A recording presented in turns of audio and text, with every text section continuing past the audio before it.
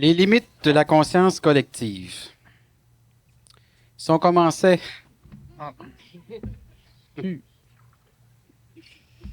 On a bien commencé. c'est ça. C'est mouillé. Oui. Alors, une conscience collective, qu'est-ce que ça veut dire? Ça veut dire un peu ce qui s'est passé. J'ai voulu remplir ton verre qui était déjà plein. Enfin, ce sont des nouveaux verres, n'est-ce pas, qui n'ont pas de fond puis dont le dessus est bouché. Et ça te regardait, mais ça fait rire beaucoup de monde. Alors, qu'est-ce que la conscience collective? Ben, c'était déjà une réponse qui était autrement que théorique, qui était exclusivement pratique. La conscience collective, c'est une merde, c'est de la merde, oui, c'est le cas de le dire. Non, un jour, j'ai dit que c'était pas tout à fait de la merde, c'était un peu plus pire.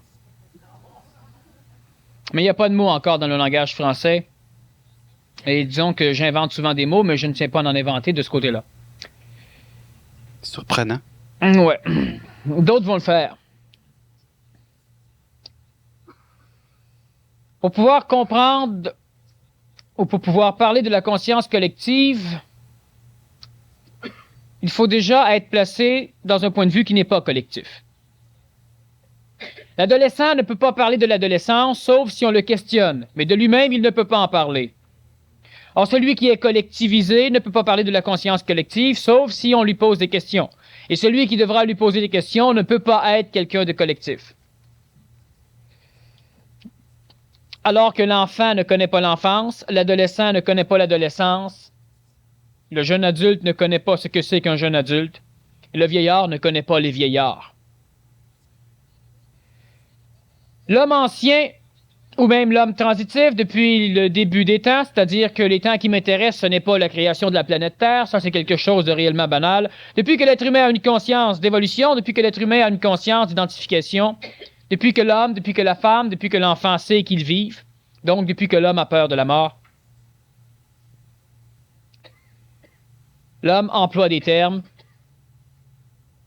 et les termes que l'homme va employer ont toujours été des termes qui l'obligeaient, lui, à s'assujettir à une normalité, c'est-à-dire à un groupement. La conscience collective fait partie du mensonge cosmique, mais qui peut parler du mensonge cosmique s'il n'a pas une conscience cosmique?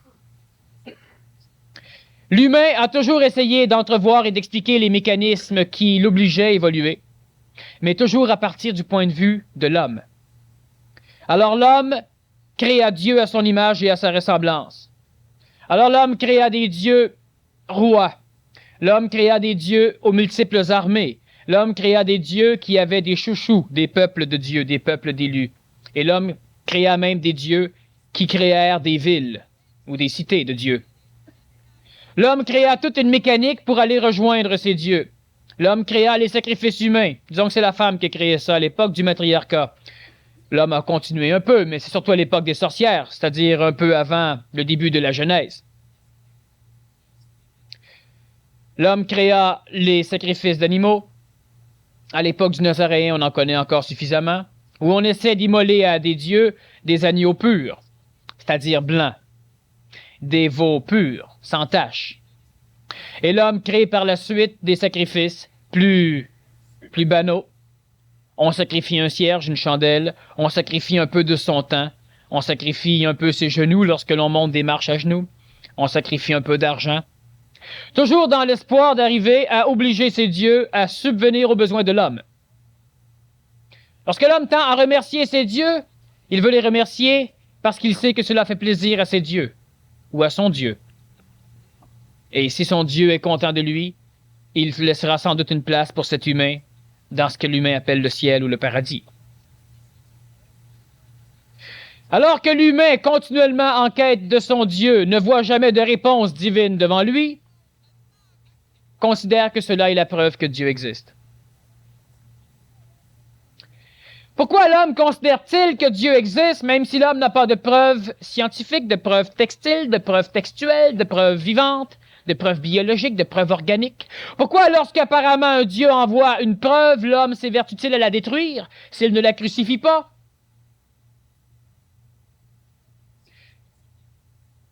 Est-ce que l'homme peut se permettre d'adorer un Dieu à l'exclusive condition que jamais ce Dieu ne vienne prouver à l'homme que l'homme est dans le droit chemin. Lorsque le Nazaréen est venu sur la terre, les hommes l'ont rejeté. Avant sa venue, les hommes croyaient en Dieu. Depuis Moïse que les hommes croient en un seul Dieu. Lorsque le Nazaréen est venu, on croyait en Dieu, mais au Dieu créé par l'homme, et non plus au Dieu créateur de l'homme. Lorsqu'on a crucifié le Nazaréen, par la suite, on a continué à croire, et une partie de l'humanité a décidé de croire en ce que le Nazaréen avait amené. Et si un jour un autre personnage divin se présente, lui aussi devra passer au bat. Étant donné que l'humanité ne peut pas, et pourquoi l'humanité s'évertue-t-elle à croire en des dieux plutôt que de constater les preuves de Dieu? Une personne va dire, j'étais dans le trou, j'étais en faillite, j'étais malade, et à un moment donné, j'étais guéri. C'est la preuve que Dieu m'aime. Alors pourquoi Dieu t'a-t-il rendu malade si Dieu t'aime? Pour jouir de te voir guérir. Les preuves que l'homme amène sont toujours des preuves futiles. Alors le scientifique va dire, oui, alors si Dieu n'existe pas, qui a créé l'homme? Alors moi je pose la question scientifique, qui a créé Dieu? Dieu s'est auto-créé. Pourquoi pas l'homme? Non, l'homme est un cave. L'homme est un être déchu, qu'on va me répondre. L'homme est un être médiocre. L'homme est un être qui est malade. L'homme est un être qui a peur. L'homme est un être qui espère. L'homme est un serviteur de l'homme ou un serviteur de Dieu. L'homme est une descendance extraterrestre, me diront d'autres. Bref, tous ne savent pas quoi répondre et tous répondent toujours ce qui a toujours été répondu, ce qui est traditionnellement donné comme explication, c'est-à-dire que tous restent assujettis à une conscience collective qui les empêche totalement et obligatoirement d'amener du neuf, étant donné que tout ce qui est vivant est expliqué à partir du vieux, du passé. Alors on s'illusionne que parce que dans le passé, ce qui a été expliqué n'a pas été compris, en répétant l'explication, on va finir par comprendre. Non, il faudra l'expliquer différemment. Il ne faudra pas répéter. Alors dans la répétition ou dans la prononciation différente de l'explication, l'homme se contente seulement d'altérer un peu la tradition. On appelle cela interpréter. Alors l'homme se permet d'interpréter la tradition. On ne peut pas interpréter une tradition, on ne peut pas faire du neuf vivant avec du vieux mort. L'homme n'a pas encore le privilège de cette puissance. Par contre, l'homme a un privilège. Lorsque l'homme vient au monde, il sait, il le sait, il n'a pas appris, il ne connaît pas la mécanicité. Il sait, lorsqu'il vient au monde, qu'il doit téter, parce que s'il ne tète pas, il meurt. Il sait, sans comprendre qu'il doit respirer, parce que s'il ne respire pas, il meurt.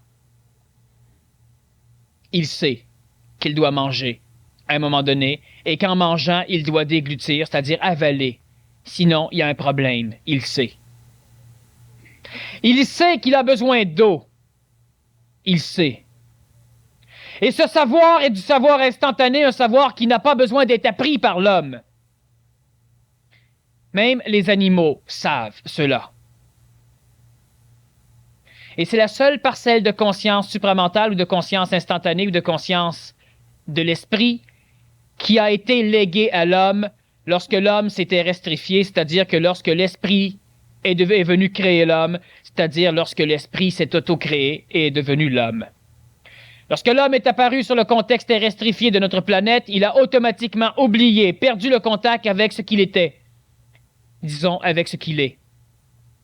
À partir de ce moment, il n'est resté qu'une seule trace dans une sphère, dans un monde parallèle qui entoure notre planète, un monde parallèle qui va porter dans l'antique religion la terminologie de ciel.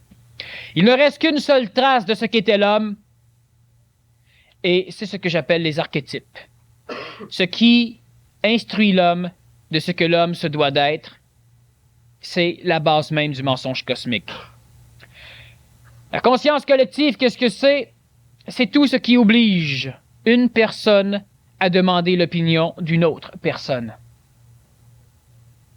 Tout ce qui empêche l'homme de supporter ses propres pensées, de supporter ses propres idées, de supporter son propre savoir. fait partie de la conscience collective. Lorsque l'homme transitif commence à comprendre le phénomène de la manipulation, lorsque l'homme transitif commence à comprendre la mécanicité satanique ou luciférienne de l'évolution de l'homme, ou même de l'involution de l'humanité, lorsque l'homme transitif, la femme transitive, commence à comprendre cette mécanicité, elle se révolte. La conscience collective a été instaurée par les intelligences. Il n'y a pas une seule maudite chose sur notre planète qui n'a pas été régie par les intelligences. Du point de vue de l'homme, lorsque l'homme observe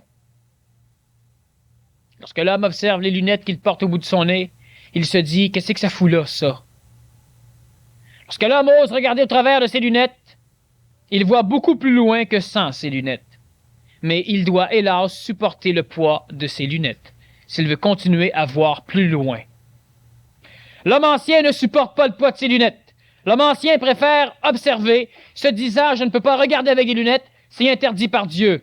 Sinon, je serais venu au monde avec la vue. » Alors je préfère continuer de voir le monde comme un myope, de voir le monde flou, imprécis, indécis, ne pas être capable de reconnaître une personne et de m'imaginer que c'est un tel, donc de prier Satan en pensant prier Dieu, de parler à son grand-père qui est mort. En réalité, on parle à n'importe quel phénomène fantomatique qui provient du monde des morts. De penser dire à quelqu'un qu'on l'aime, lui communiquant qu'on l'haït. Évidemment, il y a l'inverse. L'homme finit par ne plus être capable de comprendre ce qu'on lui dit. Lorsqu'une personne lui dit qu'il a faim, l'homme pense qu'il a faim biologiquement. Lorsqu'un enfant vient pleurer, l'homme pense qu'il est malheureux, alors que l'enfant demande peut-être quelque chose d'autre. Lorsqu'un mari ou lorsqu'une femme veulent se communiquer ensemble, souvent ils s'engueulent parce qu'ils n'arrivent plus à comprendre ce qu'ils veulent dire. Pas par les maudits mots, par ce qui se dégage énergétiquement de l'un par rapport à l'autre. Prenons l'exemple d'un enfant qui est à l'hôpital. Il a une jambe brisée. Alors évidemment, lorsque ses parents viennent, il veut voir ses parents. Il dit à ses parents, achetez-moi ceci, achetez-moi cela. Alors les parents disent, bah oui, c'est normal, pauvre petit, il s'ennuie. On va y acheter ses jouets. Alors les parents achètent les jouets, ils amènent les jouets à l'enfant, ils donnent les jouets à l'enfant, et quand les parents partent, l'enfant braille encore. L'enfant voulait donner un prétexte pour obliger ses parents à revenir. Alors l'enfant ne pensait pas que ses parents étaient pour lui envoyer ses jouets par la poste. Alors il s'est dit, si je demande de quoi, les parents vont revenir. Et les parents avaient après ça, je sais, j'ai travaillé à Sainte-Justine, les parents venaient me voir, ils me disaient, je ne comprends pas, comment ça se fait, on lui donne ce qu'il veut. Ça, c'est ce qu'il demande par la parole. Ce n'est pas ce qu'il veut. Étant myope, l'homme ne peut pas constater. Alors l'homme va dire, oui, mais pourquoi qu'il ne dit pas? L'enfant étant lui aussi myope, n'a plus accès à une parole juste. Il a perdu le contact avec un ajusteur de pensée qui permet donc l'ajustement de la parole, ce qui fait que l'enfant exprime quelque chose. L'enfant n'a même pas conscience parce qu'il ne peut pas le penser qu'il veut ses parents. Inconsciemment, il veut les parents. Il est collectif, il ne peut donc pas exprimer clairement quelque chose. Tous les enfants, la grande majorité, vont passer par la même mécanicité pour inviter leurs parents à venir plus souvent. Ils passent par la même mécanicité. On peut étudier ça et appeler ça psychologie. Si l'homme cadre dans un phénomène psychologique, si on peut mettre des barèmes de conscience psychologique, si on peut mettre des barèmes d'évolution, si on peut mettre des barèmes de souffrance, des barèmes de maladie mentale, des barèmes de désir, c'est que l'homme est collectif. L'homme est collectif en ce sens que nous pouvons manipuler des masses pour la simple raison que nous savons quels sont les critères qui forcent chacun des individus à se rejoindre dans une masse massive. Et si on a ces cordes de manipulation, on peut automatiquement manipuler le peuple et faire avec le peuple ce que l'on veut. Tandis que chaque individu du peuple ne veut pas, tout le peuple le fait. C'est la conscience collective. Donc, on peut créer des sociétés avec la conscience collective. Une société où chacun est responsable de rien, mais où tout le monde est responsable de tout. Qui punir? Personne. Et en même temps, tout le monde. Alors, on punit tout le monde comment? Par nos violeurs. Ça crée une peur. Par nos voleurs, par nos assassins. Par nos ceci, par nos cela. Par la drogue, on crée. On punit. On tient et on punit. Chacun devient responsable et chacun paye par la drogue. Tous les parents ont peur que leurs enfants deviennent drogués. C'est le poids de la société. Par l'alcool, on fait payer l'humain, l'individu. Et toutes ces choses par lesquelles on fait payer l'homme le rendent encore plus collectif. On ne peut manipuler un être humain que s'il est collectif, mais on ne peut pas manipuler un être humain qui est individuel. On ne le peut pas. Qu'est-ce qu'un individuel à ce moment-là? L'individuel, c'est lorsque l'être humain a la faculté de penser de par lui-même et de supporter le poids de sa pensée. Si on veut une terminologie plus précise, c'est lorsque l'être humain a la possibilité de savoir et lorsqu'il est capable de supporter le poids de son savoir. Cela veut dire que l'homme qui, quand je parle de l'homme, sachant toujours que je parle de la femme, que l'homme qui est individuel n'est plus attiré par la mode. Je parle évidemment d'une finalité d'individualisation. L'homme qui est individuel ne peut plus se sentir coupable. Il se sait responsable parce qu'il a l'intelligence. Parce qu'on ne peut pas être individuel sans intelligence. Lorsque je parle d'intelligence, je parle d'une véritable intelligence. Je ne parle pas d'intellectuance. Je ne parle pas d'une intelligence qui s'apprend. Je ne parle pas d'une intelligence qui va être léguée par la faculté neuronique génétique. Je parle du savoir instantané qui permet à l'être humain de savoir instantanément une chose sans jamais l'avoir apprise.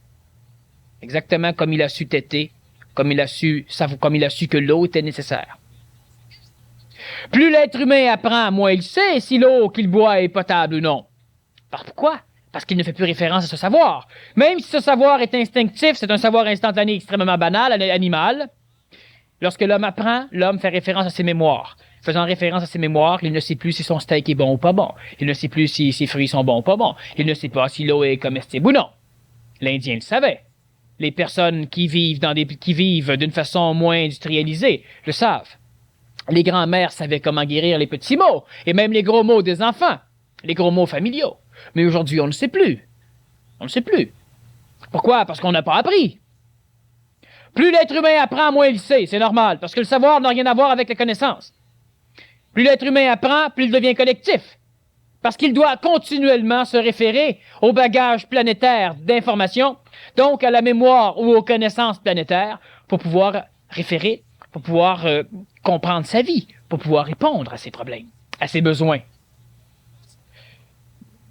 Imaginez-vous que l'homme est aujourd'hui obligé de faire une analyse statistique d'empoisonnement pulmonaire dans des usines où ce qu'on vit avec de l'amiante, par exemple, pour savoir si l'amiante crée des problèmes ou non.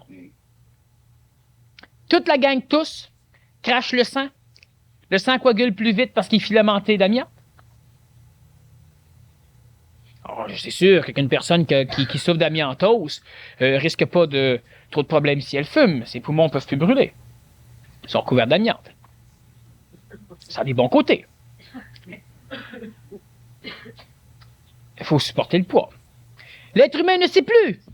Est-ce que la pollution... on va analyser.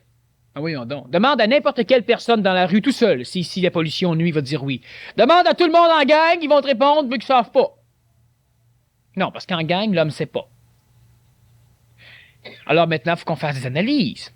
Il faut qu'on prouve au peuple que c'est nécessaire d'investir des milliers, des millions ou des milliards de dollars dans un phénomène de dépollution. Mais il faut amener des statistiques. L'alcool au volant, est-ce que ça tue tant que ça? C'est pas la question posée. Est-ce qu'un gars ivre peut chauffer un char? Ça, c'est une question posée. Mais c'est pas ça qu'on pose. Il faut qu'on fasse des statistiques. La conscience collective serait reliée à l'ego. À ce moment-là, la conscience individuelle pourrait être peut-être synonyme de mental. Pour expliquer la conscience collective, il va falloir qu'on cerne un peu la création même de notre planète et de la condition, disons, évolutive ou involutive de l'homme.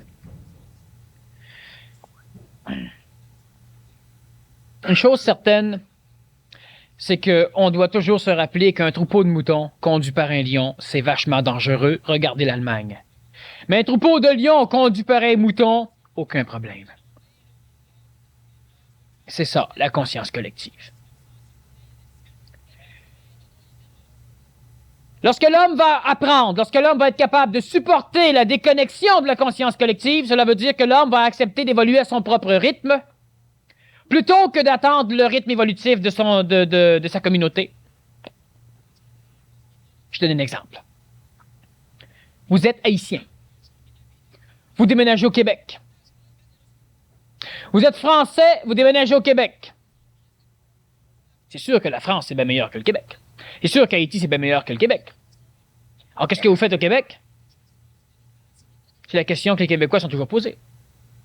Vous êtes Chilien, vous arrivez au Québec. Vous êtes Vietnamien, vous arrivez au Québec. Vous êtes Chinois, vous arrivez au Québec. Vous êtes Juif, vous arrivez au Québec. Vous êtes Grec, vous arrivez au Québec. Alors, automatiquement, la conscience collective va obliger ces personnes à créer le Chinatown, à créer une partie de ville, une ville italienne, à créer une ville juive, à créer dans la ville, dans la collectivité déjà présente, à refuser tout à fait l'adaptation et l'ingestion pour essayer de rester eux. Alors qu'ils sont continuellement confrontés à ne plus être eux, mais à évoluer. Alors le Chinois regrette toujours sa Chine. Alors l'Italien regrette toujours son Italie. Alors le Chilien regrette toujours la Chili.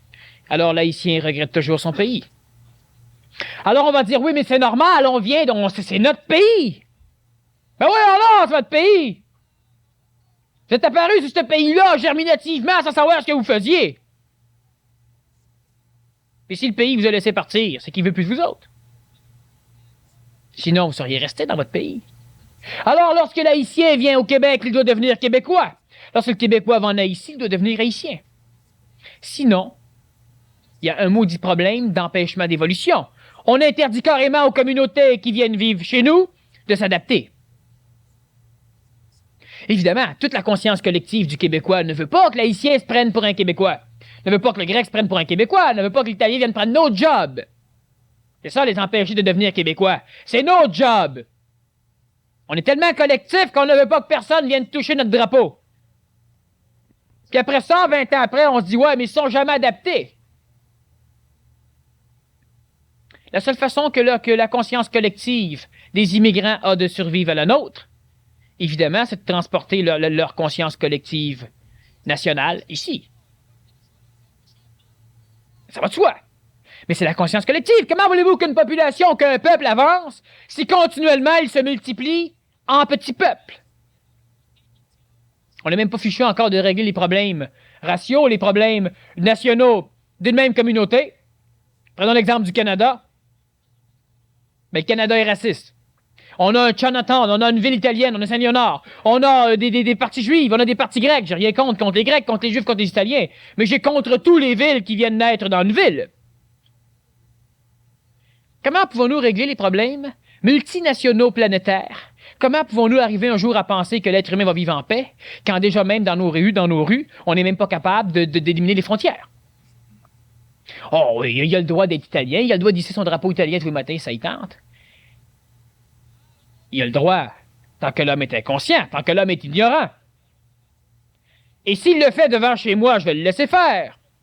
Mais il faudra qu'un jour, lui, comprenne que le drapeau qu'il doit hisser, c'est pas celui de l'Italie. On n'est pas en Italie. Il se sentira toujours rejeté ou toujours un conquérant, mais jamais il ne se sentira adapté. Pourquoi? Parce qu'il reste assujetti à une conscience collective qui peut être génétique et éducationnelle, qui l'empêche carrément d'évoluer. Regardons ceci, pour les intellectuels avertis. Tout le monde sait aujourd'hui, parce qu'on a fait des études, parce qu'évidemment on n'était pas capable de le savoir sans faire d'études, que lorsque deux races se mélangent et créent des enfants, le corps physique des enfants est plus résistant et plus solide. Alors, lorsque deux nations se mélangent sur les autres plans, c'est le même phénomène qui se passe. La conscience collective, elle a empêché la blanche de se marier avec un noir pendant longtemps. Elle a empêché le chinois de se marier avec un français. Elle a empêché les différentes ethnies de se mélanger ensemble. C'était yark, ça se faisait pas. Et pire, la conscience collective, un peu plus avant ça, interdisait même à ceux qui n'étaient pas du même sang de se mélanger. Alors on préserve ainsi le sang royal. C'est ça la conscience collective. Alors les rois étaient très collectifs, les rois ont préservé le sang royal, les rois sont devenus fous génétiquement, génération après génération. Et ils ont été renversés. Lorsqu'un Français ou lorsqu'un clan écossais interdisait à une femme de se marier avec un autre clan écossais, prenons juste l'exemple imbécile de nos Indiens d'Amérique. Si une femme parmi vous se marie avec un Indien, elle devient indienne. Elle a donc le droit de bénéficier du fait qu'elle n'a pas de taxes à payer quand elle achète de quoi. Elle a le droit de ceci, de cela, elle est indienne. Mais si un homme se marie avec une indienne, l'indienne devient blanche. Elle perd tous ses droits d'indienne. C'est pas le collectif, c'est pas une conscience collective. On a encore des Indiens, des tribus, qui ont des particularités. Tu sais, les Indiens disent, ouais, mais un jour, vous êtes venus prendre nos territoires. Ben ouais, non, vous êtes venus au monde ici comme eux autres. On n'a volé personne. Il serait temps que ces Indiens-là deviennent comme nous autres. Ou qu'on devienne comme eux autres. Mais qui se passe, qui cesse d'avoir deux nations collectives sur le même territoire. La conscience collective, c'est tout ce qui vous oblige à demander l'opinion d'un autre. Nuance à faire entre rechercher de l'information parce que vous n'êtes pas encore capable d'être ajusté, donc de communiquer, d'entrer en communication avec vous-même, avec votre esprit, mais demander l'opinion. Cela veut dire demander à un autre ce qu'il pense de ceci. Alors que l'autre n'a pas le savoir instantané, alors que l'autre, lui aussi, demande l'opinion de d'autres. C'est être tout à fait assujetti à la conscience collective. Je ne peux pas faire ça parce que tout le monde pense que c'est pas correct. Alors personne ne saura jamais. Un jour que j'étais interviewé, j'avais 18 ans, 19 ans, par Radio-Canada, on me disait carrément que ce que je voulais faire était impossible. Alors moi j'ai répondu, oui, c'est impossible tant que l'humain ne l'a pas fait. Et pour répondre à ça, j'ai juste fouillé un tout petit peu dans les annales akashiques, c'est-à-dire dans la mémoire placée au niveau du ciel, ce que la Bible, ce que la religion catholique parle du grand livre, là, bon, on va lire de temps en temps. Ben, c'est pas un grand livre, faites-moi confiance, il n'y a pas d'éditeur assez... Bon. Et puis, ben effectivement, c'était impossible de voler, de voler dans les airs, n'est-ce pas? Tant que l'homme ne l'a pas fait. C'était impossible de penser à aller dans l'espace, tant que l'homme ne l'a pas fait. C'était impossible à penser de disséquer un être humain, tant que Léonard de Vinci ne l'a pas fait. C'était impossible de penser à faire de la microchirurgie cérébrale, tripoter le cerveau, tant que l'humain ne l'a pas fait. C'était impossible de penser à transplanter un cœur. Voyons là, un cœur, transplanter un cœur. Un instant. On le fait. C'est tellement impossible, tellement de choses. Tant que l'homme ne l'a pas fait. Mais le problème, c'est que malgré que l'homme se prouve continuellement qu'il n'est pas un imbécile, il préfère vivre assujetti à sa tradition, et dans la tradition, on explique bien que l'homme est un imbécile. Tout ce qu'on peut m'amener au niveau traditionnel, je peux vous expliquer ce que ça veut dire, et je peux en même temps vous le démolir si ça peut vous être utile. Sinon, je peux le renforcer. Parce qu'il n'y a rien sur cette planète qui a été laissé sans intelligence. Tout dépend du point de vue où se place l'observateur. La conscience collective, c'est ce qui rend l'homme honteux. Pourquoi vous avez honte de quelque chose? Je donne un exemple. La première fois que vous avez fait l'amour, c'est possible que vous aviez honte après.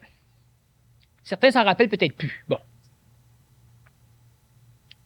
Lorsqu'une personne se fait voir nue chez elle, elle pensait que ses enfants n'étaient pas là ou que la voisine n'était pas venue chercher du sucre. Elle peut aussi être gênée. La gêne est une forme de honte. Pourquoi l'homme a-t-il honte? Et comment on collectivise par l'éducation? Tu devrais avoir honte. Tu devrais avoir honte. Il n'y a pas honte, mais il devrait. Il devrait.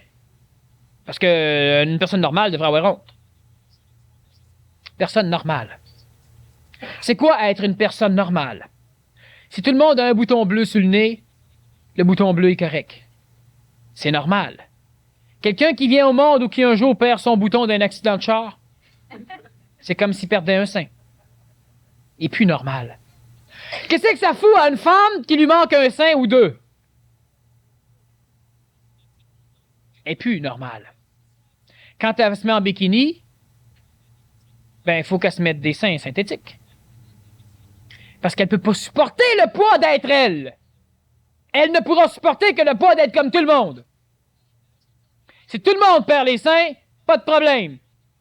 Dans l'Église, c'est en train d'en perdre des bons paquets, puis il s'adapte. Mais sinon, non. Comment pouvons-nous supporter le poids d'être nous? Les handicapés, leur gros problème, c'était quoi? Ils ne peuvent pas essayer d'être normal. Quand t'es pas normal, à ce point-là, t'es pas normal. Mais la collectivité, la bienfaisante collectivité, les bons chrétiens et les bons tous les autres, leur ont rendu la vie tellement dure que le gros handicap des handicapés étaient les normaux. Pourquoi ne pas arriver un jour à être capable de supporter ce que nous sommes?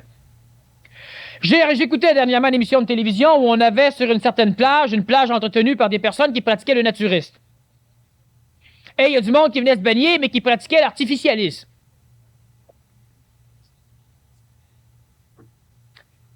Et il y avait une personne qui interviewait ça, qui interviewait les deux personnes.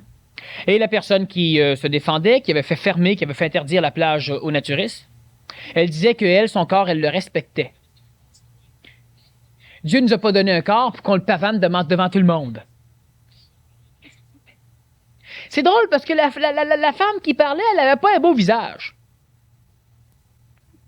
Enfin, pas ce qu'on... Et puis, elle dit qu'elle ne pavane pas son corps devant tout le monde. Il faudrait qu'elle s'enferme dans un scaphandre tout à fait opaque. Parce que son nez, on le voyait. Ses lèvres, on les voyait. Ses oreilles, on les voyait. Sa tête, on les voyait. Le haut de son buste et la moitié de ses épaules, on les voyait. Ses jambes, à partir du bas des cuisses jusqu'aux pieds, on les voyait. Et ses pieds n'étaient pas ce qu'il y avait de plus esthétique non plus. Et en plus, son costume de bain laissait la possibilité d'envisager... Enfin, disons qu'il y a pas mal de stock là-dedans. Il fallait un bon costume de bain. Pour maintenir le tout. Et alors, elle ne pavane pas son corps devant tout le monde. Elle le respecte. Parce qu'elle a été instruite collectivement que le respect du corps de l'homme était de le cacher. Plus t'aimes ton enfant, plus tu l'enfermes. Ce sera à peu près la même chose si on veut extrapoler. Quand tu fais une belle peinture, tu la mets dans un coffre-fort et tu la montres plus à personne. Tu n'oses même pas la regarder. Si tu la respectes. L'être humain est collectif parce que l'être humain explique toujours ce qui se passe présentement à partir de ce qu'il a appris. Et la question qui germe normalement dans l'homme ancien, c'est oui, mais si je n'explique pas à partir de ce que j'ai appris, comment je vais l'expliquer? Comment ils ont fait, eux autres, avant de l'apprendre? Pour expliquer ce que maintenant t'apprends, sur lequel tu te bases pour expliquer ta vie. On se base sur Freud, de moins en moins. On se rend compte que c'était une fraude. Fraude astrale. On se base sur Freud. Mais Freud se basait sur quoi? On se base sur Pavlov. Pavlov, il se basait sur quoi? Lui, il regardait les chiens baver, puis là-dessus, il expliquait l'homme. Ouais, c'est un fait. Il travaillait, lui, sur la mécanicité de salivation des chiens. Et on s'en sert en psychologie. Quand on va au cégep en psychologie, dans le début de la psychologie niaiseuse, ben on apprend encore ce que Pavlov faisait, comment il tripait à regarder des souris. Et ça, c'est là-dessus que l'homme doit s'avancer, s'asseoir, pour un jour être dans un bureau, avec un beau pupitre, recevoir des humains, puis les replacer dans la société. Qu'il devienne psychologue ou psychiatre. Il se sert de quoi? Il se sert de comment l'homme était pour expliquer comment vous devez être. Alors, comment ça se fait qu'on a une société de fous? On a une planète de fous. Ben, c'est normal. Tu aimes la tarte aux pommes cuite micro-ondes. Alors, tu ne comprends pas comment ça se fait de savoir un psychologue, il te dit, lui, ben voyez-vous, les fours à charbon, ça donne... Tu dis, non, micro-ondes. Ouais, micro-ondes. C'est pas mal comme les fours à charbon. Fait qu'on va... Les fours à charbon, ça intoxique la tarte aux pommes, ce qui fait que c'est préférable que vous n'en mangez plus. Il dit, oui, mais c'est pas un four au charbon, c'est un four micro-ondes. Oui, mais Freud a dit que le four au charbon nuisait. C'est ça. Si vous voulez, comment voulez-vous expliquer le présent à partir du passé? Mon jeune, là, il était normal, il était intelligent, puis fin, il foxait l'école. C'est normal, plus qu'il est brillant, plus qu'il va foxer, plus qu'il va trouver de moyens de la foxer. Oui, mais moi, dans mon temps, je faisais pas ça. Ça. Le jeune, il est vivant. Toi, dans ton temps, t'étais peut-être vivant, mais là, t'es mort en maudit. Ma mère m'a toujours dit, l'enfant pourrait répondre, toi tu m'as jamais dit. Bon,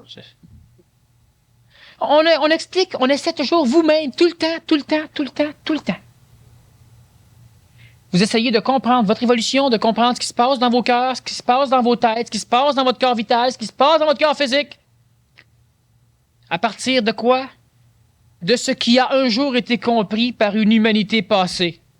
Et au nom du respect de cette humanité, plutôt que de se retourner en arrière, leur donner un bec et refaire la même chose qu'eux autres, ben on décide de foirer, on fait plus rien pantoute, on prend ce qu'ils ont fait puis on essaye de l'adapter. Imaginez-vous si à l'époque, on aurait adapté l'homme de Cro-Magnon plutôt que d'écrire la Bible. Mais aujourd'hui, on expliquerait encore la mécanicité de Dieu à partir du marteau de pierre. Ce serait la tradition. Un jour, une étoile s'est écrasée sur la terre. Paf! Pouf! Il est sorti un paquet d'hommes, paquet d'enfants, paquet de bonnes femmes. Et puis là, il y a une autre étoile qui est apparue. Paf! Puis ça a fait pousser des arbres. On enseignerait ça à l'école aujourd'hui. Ben oui, parce que ce serait la tradition. Ça serait écrit dans ce maudit livre-là. Écrit par des hommes. Ah, c'est la parole de Dieu. Ben oui, mais c'est ça qui est écrit dans le livre, c'est la parole de Dieu. On ne peut pas se baser sur ce qui est écrit, c'est sûr. Vous prenez un livre, c'est écrit, ce livre dit la vérité. Ah bon, mais donc c'est la vérité, c'est écrit dans le livre. Ben, c'est ça. La Bible, elle dit qu'elle a été écrite, que c'est la parole de Dieu. C'est la Bible qui le dit. Ça complique énormément les choses. Ce qui est dans la Bible peut servir à l'homme de temps en temps. Lorsqu'une personne veut tout ramener sa tradition en arrière pour expliquer le présent, ça ne fonctionne pas. L'homme devient collectif parce que tout le monde explique. Regardez comment où est la farce. Que ce soit de la religion, que ce soit de la Bible, c'est des choses qui sont bonnes, mais il faut qu'on s'en serve là où c'est nécessaire. Que ce soit de la psychologie, que ce soit l'éducation, que ce soit n'importe quoi. Vous avez tous des problèmes différents, en essence similaires parce que vous êtes des hommes. Donc, vous avez des problèmes d'amour. Normal, l'homme aime. Vous avez des problèmes d'inquiétude, vous avez des problèmes de santé, vous avez des problèmes de conscience, vous avez des problèmes de conscientisation, vous avez un paquet de problèmes. Mais chacun, vous avez des problèmes différents des autres. Veut pas. Et tous, vous vous basez sur la même réponse pour essayer de comprendre ce qui vous arrive. Ça crée un problème. C'est ça le collectivisme. Tous, vous vous basez sur la même réponse pour essayer d'expliquer tous vos problèmes différents. Quelqu'un pourrait me dire, oui, mais Dieu est la solution à tout. Peut-être, mais pas Dieu enfermé dans un bocal qui s'appelle tel livre ou tel livre.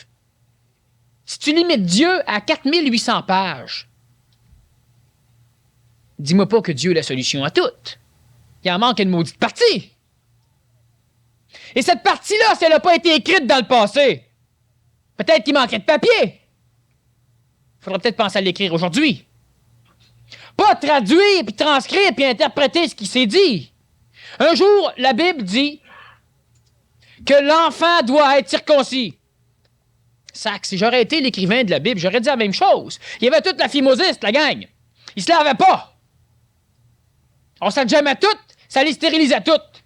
Ça allait bien mal avec un commandement qui disait croissez, multipliez-vous. C'est un fait.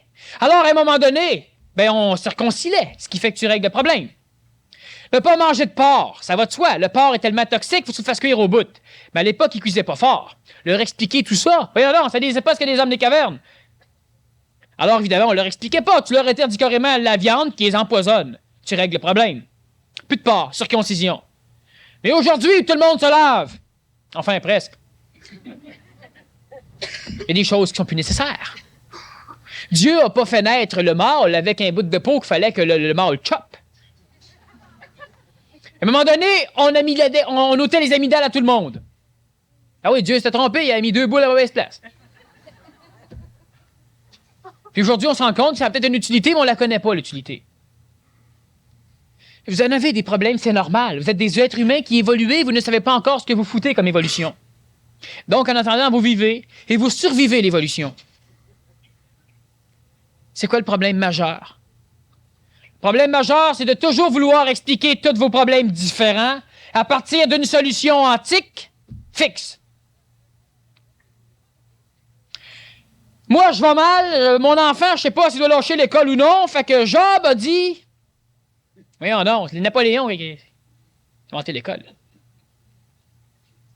Si je me réfère à Napoléon, je suis déjà plus proche, pas à Job.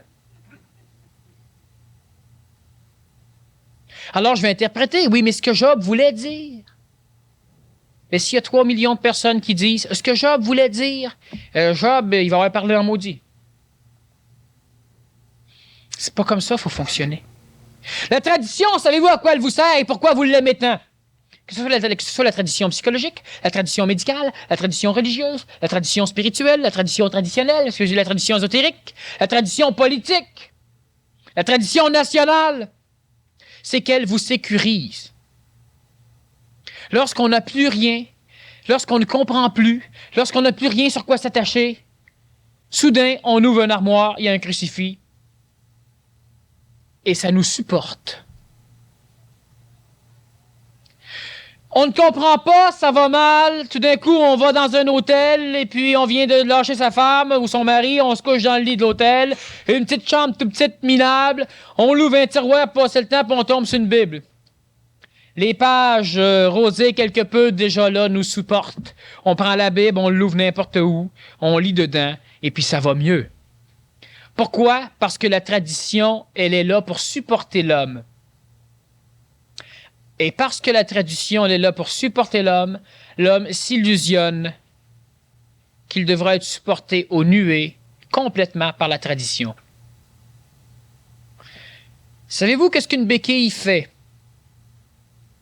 Elle supporte lorsqu'il y a un problème. Mais l'homme doit supporter sa béquille lorsque l'homme est en santé. Les trains d'atterrissage d'un avion, c'est génial. Mais on sait très bien qu'un train d'atterrissage sur un Boeing a la particularité néfaste de faire écraser les Boeing. Sur les avions de chasse, les trains d'atterrissage ont la particularité de les faire décrocher. Ils s'écrasent eux aussi. Alors, est-ce qu'on a interdit les trains d'atterrissage? Non. C'était aussi nécessaire au décollage. Qu'est-ce qu'on a fait? On laisse le train, lorsqu'il est utile, lorsque l'avion a décollé, les trains rentrent à l'intérieur de l'avion. Et il n'y a plus de train. Alors l'avion devient aérodynamique, peut accéder à une puissance maximum. Un avion de chasse peut faire n'importe quoi, il est réellement libre, mais qu'il ne sorte pas ses béquilles. Parce qu'il va s'en servir de ses béquilles, il va les écraser direct au sol. Alors les avions sortent leur train d'atterrissage un peu avant l'atterrissage. Là, ils ont besoin de leurs béquilles pour se faire supporter. Sinon, c'est la catastrophe. La tradition, elle est là pour ça. Lorsqu'à un moment donné, vous perdez de la puissance, vous perdez en énergie, commencez à flotter, à descendre, ça va mal. On sort les trains d'atterrissage. On sort la tradition. On va même faire un tour à l'église. Même celui qui n'y a pas été depuis longtemps va trouver un réconfort. Il va se faire supporter. La tradition, elle est là pour ça. Mais lorsque l'être humain veut voler avec la tradition dans un avenir, la tradition, elle est passée, elle ne suit pas. Elle ne suit pas, elle va empêcher l'homme de pouvoir grimper. La tradition, c'est ce qui collectivise l'homme. C'est un train. Ça permet au décollage de l'homme. Ça permet au décollage comment? Tous ceux qui sont frustrés de la religion ne seraient pas où ils en sont aujourd'hui sans la religion. Ça leur a donné un décollage. La journée où tout semble s'enfoncer, s'effondrer, rien ne va plus, la tradition peut recevoir l'homme et le supporter. Entre ça, le train n'est utile qu'au sol. Et au sol, l'avion est effectivement un paquet de toast massif qui prend bien de la place, qui est niaiseux. C'est con d'avoir des avions dans son garage. C'est quétaine. Un avion au sol, ça va pas vite. Ça prend des autoroutes immenses. Hein? Imaginez-vous un Boeing qui va Montréal-Québec sur l'autoroute. Mais ça, c'est l'homme lorsqu'il évolue avec la tradition. Il peut pas aller vite. Il sent en lui une puissance. Mais jamais il y a la preuve. Ben, c'est normal. Il décolle pas. Il ne peut pas avoir de preuve de puissance. Il sent une puissance dans ses moteurs. Il sent quelque chose. Mais il ne veut pas se supporter lui. Alors il se supporte par les trains. Et s'il tend le moindrement à décoller, le train crée des perturbations éoliennes, aériennes, et l'air fait que l'avion vole tout croche, fait que le gars, la fille, l'enfant, ben, il atterrit au plus sacré dans sa tradition. Et là, une fois atterri, crime, tout va bien. T'avances lentement, mais sûrement. Non, pas en tout. Traverse l'océan avec tes trains sortis en roulant sur une autoroute, tu vas couler.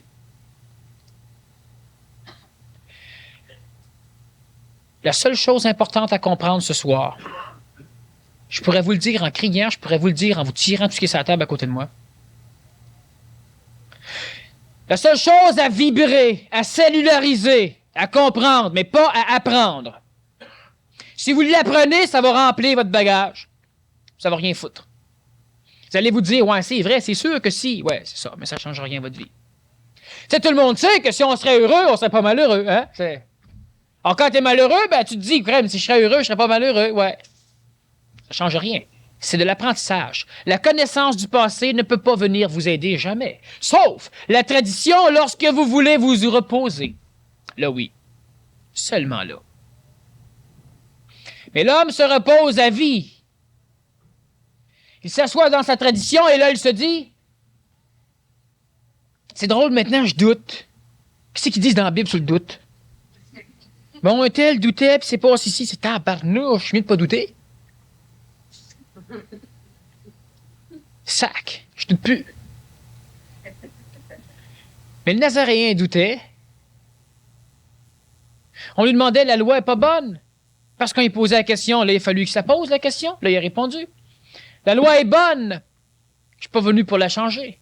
Je suis venu pour l'appliquer. Voyons donc. Appliquer une loi qui a jamais été appliquée, c'est comme tu peux l'inventer tant que tu veux. Qui c'est qui va te dire que c'est pas ça? Elle n'a jamais été appliquée. Alors, il a ramené des commandements nouveaux. Il a tout transformé l'humanité. Au complet, de A à Z. Il a instauré une forme de prière. Voyons donc. Il a amené des choses neuves. Il pensait pas que l'homme priait convenablement. Il a amené des clés. La messe, c'est lui-même qui l'a instaurée. Non, c'est une nouvelle légifération religieuse. Ce sont des nouvelles lois. Le pardon, il y en a suffisamment parlé. Il a tout changé. Est-ce qu'il s'est dit, oui, mais là, c'est parce que là, Isaïe a dit... Non. La tradition est là pour supporter l'homme. Lorsque l'homme supporte la tradition, ça peut fonctionner. Lorsque la tradition, vous la rentrez dans vos poches, puis vous fonctionnez, vous autres, dans votre intelligence, dans votre conscience, ça marche. Ça ne veut pas dire de fonctionner exclusivement égoïquement. C'est-à-dire que c'est bien évident que lorsque l'homme lâche la tradition, il peut se sentir insécure. Il peut à un moment donné faire des faillites évolutives. Temporaires. Une faillite, c'est toujours temporaire. On remonte. L'homme peut à un moment donné avoir des problèmes. Mais c'est pas en restant dans la tradition. Vous allez aussi avoir des problèmes, et les problèmes en même temps que tout le monde. Des problèmes de guerre, des problèmes collectifs. Mais ce n'est pas en restant assis sur votre siège que l'homme évolue. L'avion qui est au sol ne risque pas de s'écraser. Jamais.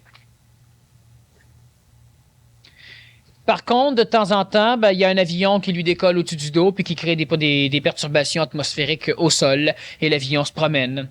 Les avions décollent. Alors, qu'est-ce que toute la collectivité fait? Elle veut interdire le vol. Le vol aérien. Elle veut le limiter. Alors, elle veut normaliser les choses. C'est-à-dire qu'elle veut interdire à qui que ce soit dans la société d'avoir son opinion sans demander l'opinion d'un autre. Elle normalise. Un enfant à l'école qui dit carrément son opinion dans un cours de morale ou de religion a des maudits problèmes. C'est ça la normalisation. Allez n'importe où. Je vous invite à une émission de radio de haute classe ou à une émission de télévision de haute classe et je veux avoir votre opinion sur Dieu. La grande, mais même presque tout le monde, vous allez me donner une opinion qui va passer, qui va plaire à la collectivité. Même si ce n'est pas ce que vous vivez ou ce que vous pensez, vous allez quand même, à petite coloration, mais en gros, donner l'opinion. À part certains personnages qui soit sont manipulés par leur ego, soit par les forces intelligentes à leur insu, qui vont essayer de tout démolir, juste histoire de laisser du doute dans l'homme pour que l'homme se réveille. Si un être humain vient sur la planète et qui dit, j'en connais un, c'est même un gars que j'ai même à qui j'ai travaillé, on partageait pas nos opinions, mais on partageait le même travail. Il va dire, Dieu, c'est de la merde, les curés sont tous des ceci et des cela, bon, il va comme un bon. Ah oui, ça fait juste mettre un peu de perturbation chez l'homme. Mais les curés, c'est des êtres extraordinaires. Les prêtres sont des êtres formidables. Ils ne savent pas ce qu'ils font, mais ils le font bien, ce qu'ils font. Et c'est régi par de l'intelligence. Ils servent de train d'atterrissage. Le train d'atterrissage sur un avion, est-ce que c'est plus important ou moins important que les moteurs? C'est la même chose pour la tradition. La tradition, est-ce qu'il faut vomir dessus? Une fois qu'on a décollé, là, on se dit, hey, tradition, tu sais, là, c'est pauvre spiritualiste, pauvre cap, t'as encore pas eu là-dedans. Tu voles, toi. Puis à un moment donné, ben, tu voles moins. T'as fait un immense chemin sur tes amis, peut-être. Mais quand il faut maintenant atterrir pour prendre de l'essence, si tu as tout laissé tomber tes trains d'atterrissage, ou si tu sais plus sur quel piton peser pour qu'il sorte, tu fais un atterrissage sur le ventre. Ça use plus un avion, c'est prouvé, ils ont fait des recherches. Ça use plus un avion si elle atterrit sur le ventre que sur ses roues. C'est prouvé.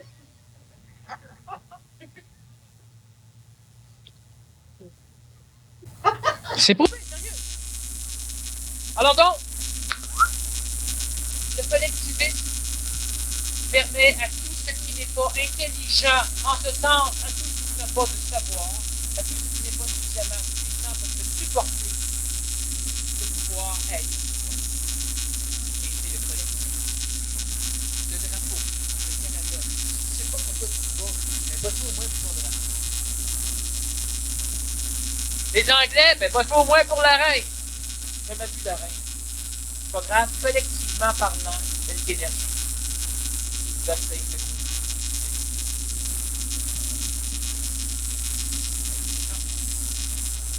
pas quand ça va bien. C'est le collectivisme. Il est là pour supporter. Moi, on m'envoie à la guerre, je suis désolé, c'est pas ma guerre. Oui, mais le Canada, je suis pas Canadien. Je vais aller en prison, je m'en fous. On va te tuer, tant pis. Ça me regarde pas. Ils savent pas ce qu'ils ne mettront pas en prison, je ne sais pas. C'est pas prison. C'est pas ma guerre. Pour aller à la guerre, faut au moins avoir un parti pris, hein? Faut au moins être d'une opinion. Si t'es pas d'une opinion, si t'es pas contre tel pays, ben va-toi au moins pour un drapeau. Comme ta grand boîte, les voix de la nation sont intéressantes. On se passe des voix remplis, on fera bien trop de statuts au moment donné sur lesquels l'opinion vient non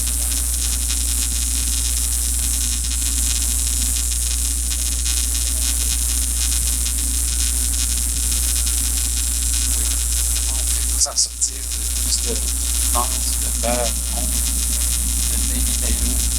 Bon. Les conférences que je donne, j'espère que de temps en temps, elles servent à quelque chose d'autre que juste mes soirées. Je sais qu'elles servent pour beaucoup. Non, il n'y en a pas. Le monde est collectif, c'est pas ça. Il y a plus au cinéma. Là, ils savent que ça sert pas. Mais c'est parti là. Mais là, ils vont jouer une vidéo. Ils savent que ça sert pas, mais c'est pas ça. Comment on s'en sort?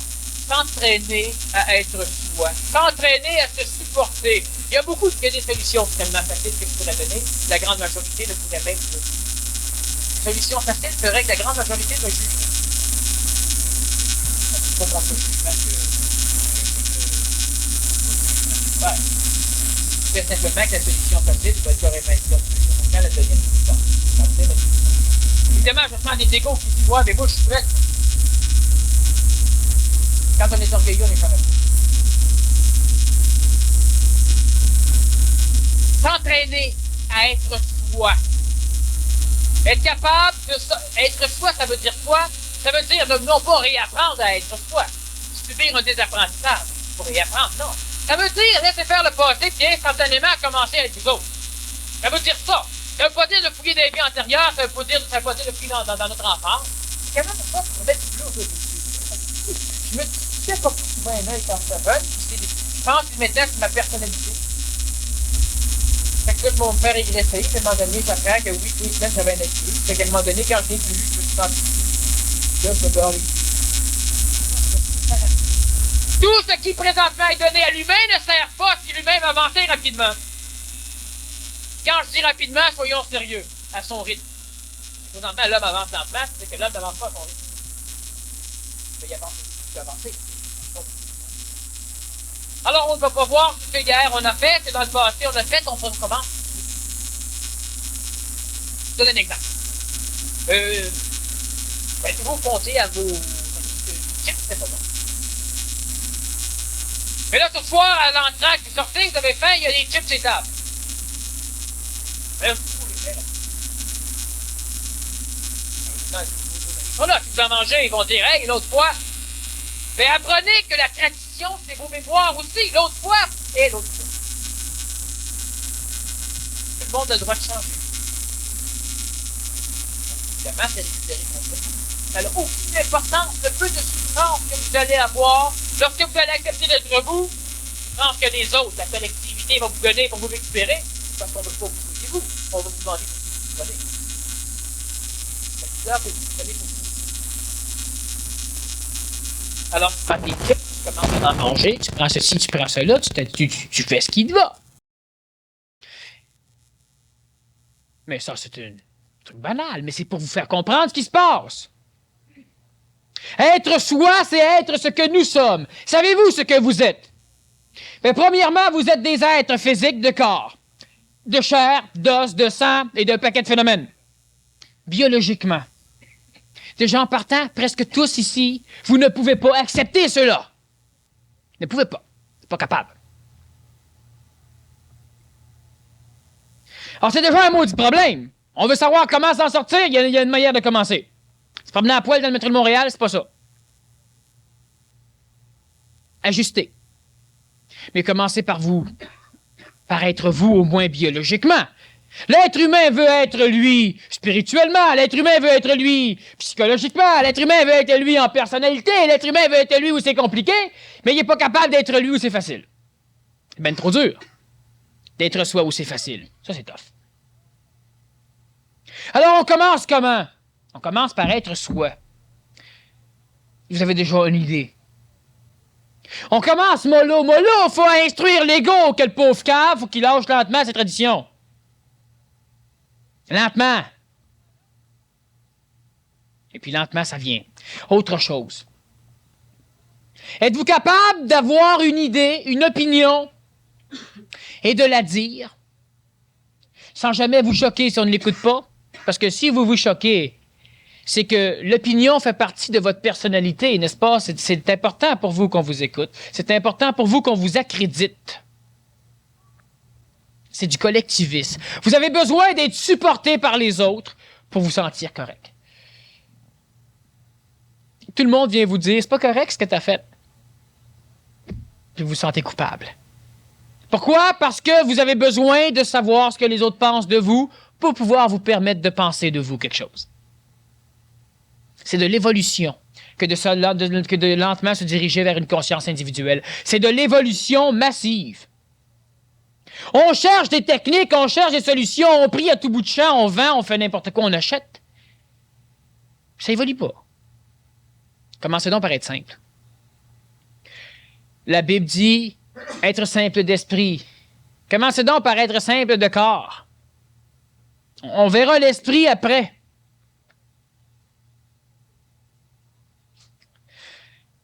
Est-ce qu'on est capable de se voir la face telle qu'elle est et de décider à partir de maintenant que ça va être ça ma face?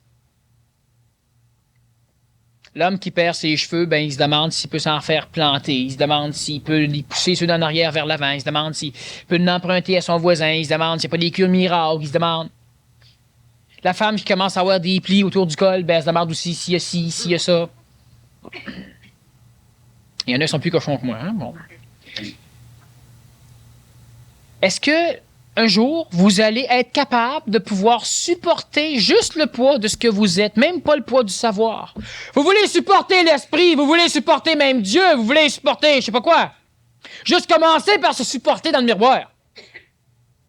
Le plus beau miroir du monde, ce sont les autres. C'est pas un miroir de verre. Être capable de se supporter devant les autres. Capable d'être soi. Première chose. Facile. Oh, c'est ben trop facile. Oui, non, c'est pas ça qui va nous amener à évoluer. C'est quand même pas ça qui va... Ben non, hein, essayez-le surtout pas. Ça pourrait marcher. Quelqu'un va dire, ouais, j'en connais un. Moi, c'est un gars qui est naturiste, là, pis il a pas l'air plus heureux que ça. Comment qu'il était avant? Et puis, si tu m'amènes ça comme raison, moi, je vais t'amener une autre raison. Continue à être collectif. Puis continue à être basé sur les études puis sur les autres. Puis quand il y aura des statistiques qui démontreront telle chose, t'embarqueras. Puis la statistique est longue à sortir parce que moins il y a de monde qui le font, moins il y a de monde à étudier, ce qui fait qu'on attend. Hein? Si personne ne va se présenter avec un cancer de poumon dû à la cigarette, ben on laisse le monde fumer. Quand le monde vient, là maintenant c'est prouvé que c'est dangereux. Ben ouais, mais toi encore fume, fait que là c'est pas mal tard. Ouais, mais mon voisin, moi, il a fait telle chose, ça a pas marché. Non, je sais bien. Ils l'ont opéré pour la prostate, ça a pas guéri son ulcère d'estomac, je comprends. Mais toi, c'est un problème de prostate. Si t'opères la prostate, ça peut guérir le tien.